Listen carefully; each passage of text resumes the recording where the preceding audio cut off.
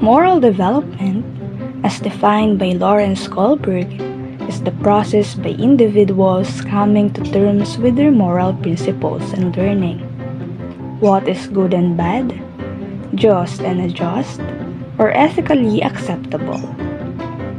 Growth in social awareness, empathy, and ethical reasoning are all included. As suggested by Lawrence Kohlberg, and later elaborated upon by other theories such as Carol Gilligan.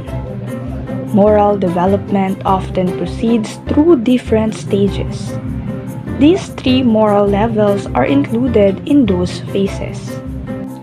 The first two are at the pre-conventional level and are characterized as the punishment and obedience orientation, or the stage 1, and the instrumental relativist orientation, or the stage 2. The conventional level includes stages 3 and 4, which are interpersonal concordance and society maintenance. The post-conventional level includes stages 5 and 6, which are the social contract and universal ethical principle. These stages outline how moral thinking develops from an emphasis on one's own interest and avoiding a punishment to an examination of general ethical principles and individual rights. After understanding the moral development, we use these stages to create a scenario that illustrates each of the 6 moral levels.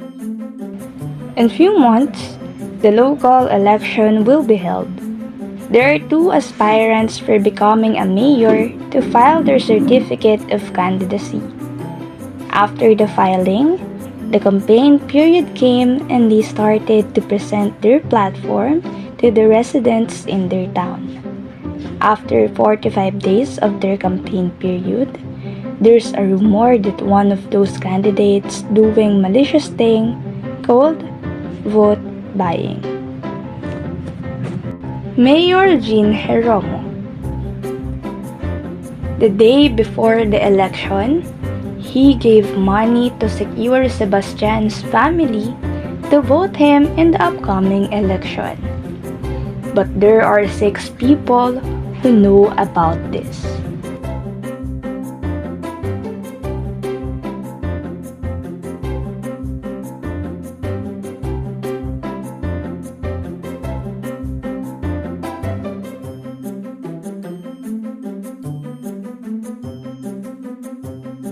First person is in the stage 1 of moral development. This person doesn't want to be involved in the said issue. Person 1 named Sebastian Cruz. This is the first one who is directly involved in vote buying.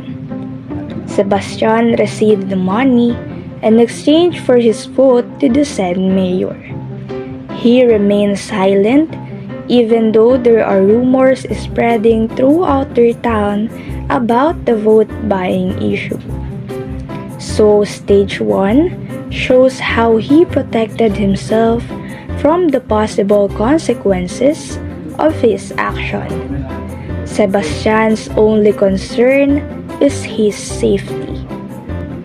Sadly, this kind of cheating during election is no longer an issue. Vote buying commonly happens here in the Philippines, but no one has enough bravery to reveal this kind of thing because most of the people are on the stage 1 of moral development.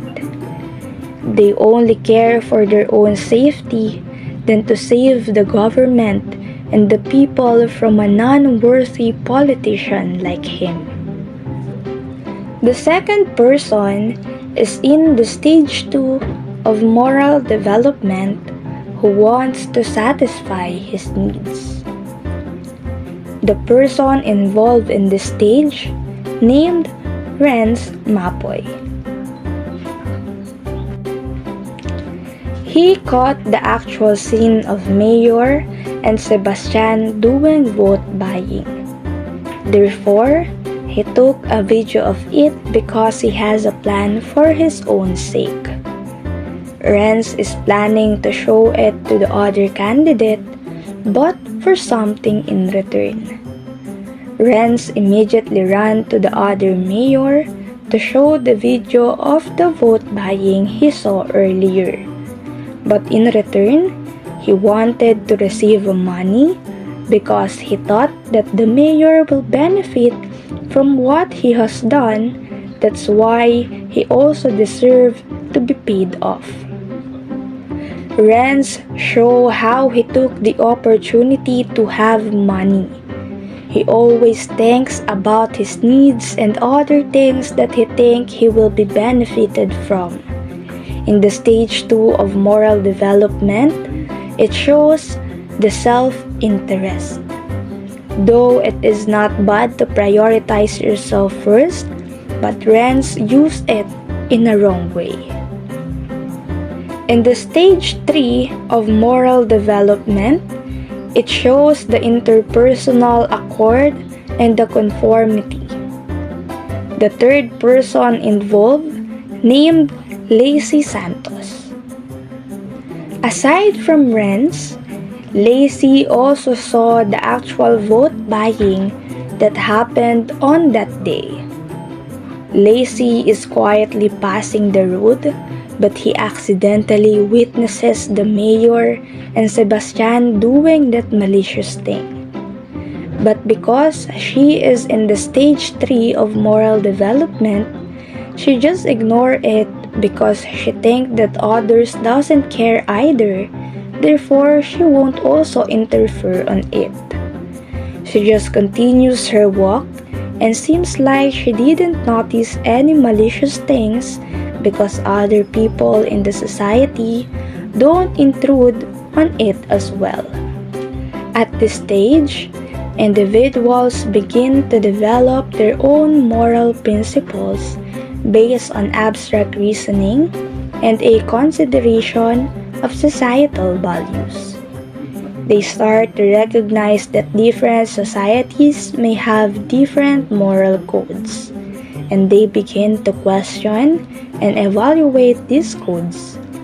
Individuals at this stage typically prioritize principles such as justice, equality, and human rights over merely conformity to societal norms.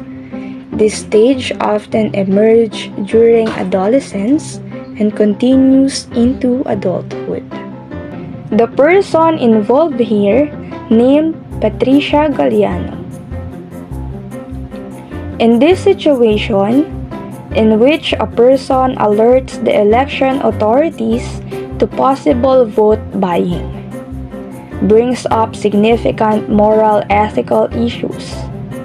Vote buying is a practice that violates fairness standards by providing voters with incentives or rewards in exchange for their support. By reporting this kind of incident, this person shows that they are dedicated to maintaining the voting process's fairness. This individual not only advocates for electoral fairness, but also for equity. This person who involved can ensure that there is no corruption in the electoral process by reporting suspected occurrences of vote buying. Election officials can look into the situation, respond appropriately, and protect democratic values.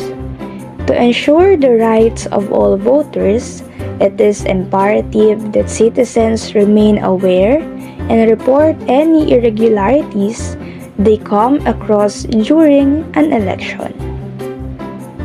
In the stage 5, the person who is involved here, named Niña Florentino. In this scenario, where purchasing votes in the case of a mayor is a serious misconduct that violates the ideals of fair election. The person involved want to maintain the integrity of the election process and guarantee that justice is served. It is imperative that such misconduct be reported. By bringing corrupt activities such as vote buying to light and dealing with them, society may make a clear statement that unethical behavior will not stand. When those who commit such misbehavior are held accountable, it can discourage similar behavior in the future and support the development of an honest and open culture in government. Further, the election of a new mayor by the community who maintains moral principles and values sets a good example for the outgoing mayor to follow. And finally, on the stage 6, the person who are involved here is the person who are in the COMELEC. In the scenario where a mayor buys votes is disqualified, the mayor's disqualification can serve as the consequence that may prompt reflect and potentially lead to moral growth. It presents an opportunity for the mayor to consider their values, acknowledge the impact of their action on society. A mayor who is proven guilty of purchasing votes can suffer serious consequences such as being removed from office. The purpose of this disqualification is to preserve the fairness and justice.